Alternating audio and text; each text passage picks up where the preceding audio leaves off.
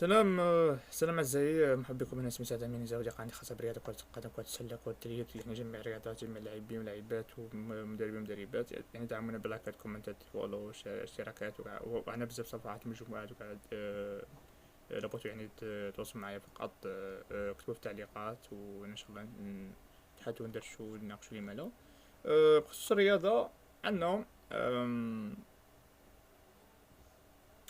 بنعطيكم واحد المعلومات حول ميسي او يعني بعض الصور اللي غادي تشرح يعني ميسي يعني كيف كان في صغره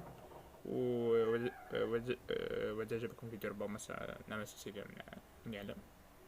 لنبدأ. سلام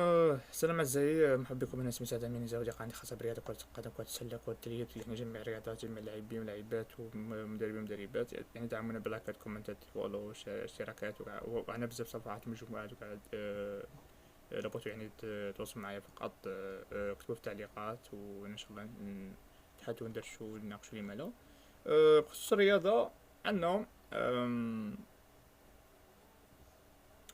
بنعطيكم واحد المعلومات حول ميسي او يعني بعض الصور اللي غادي تشرح يعني ميسي يعني كيف كان في صغره وإذا عجبكم فيديو ربما سنعمل سلسلة من يعلم لنبدأ. سلام أعزائي محبيكم من اسمي سعد أمين زوجي عندي خاصة برياضة كرة القدم كرة السلة كرة اليد يعني جميع الرياضات جميع لاعبين ولاعبات ومدربين ومدربات يعني دعمونا بلايكات كومنتات فولو اشتراكات وأنا بزاف صفحات مجموعات وقاعد لابد يعني تواصلوا معايا فقط اكتبوا في التعليقات وإن شاء الله نتحدثوا وندردشوا ونناقشوا لما لا بخصوص الرياضة عندنا بنعطيكم واحد المعلومات حول ميسي او يعني بعض الصور اللي غادي تشرح يعني ميسي يعني كيف كان في صغره وإذا عجبكم فيديو ربما سنعمل سلسلة من يعلم لنبدأ. سلام أعزائي محبيكم من اسمي سعد أمين زوجي عندي خاصة برياضة كرة القدم كرة السلة كرة اليد يعني جميع الرياضات جميع لاعبين ولاعبات ومدربين ومدربات يعني دعمونا بلايكات كومنتات فولو اشتراكات وأنا بزاف صفحات مجموعات وقاعد لابد يعني تواصلوا معايا فقط اكتبوا في التعليقات وإن شاء الله نتحدثوا وندردشوا ونناقشوا لما لا بخصوص الرياضة عندنا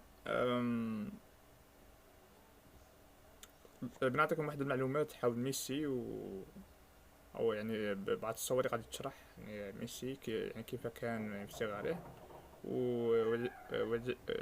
عجبكم فيديو ربما سنعمل سلسلة من يعلم لنبدأ. سلام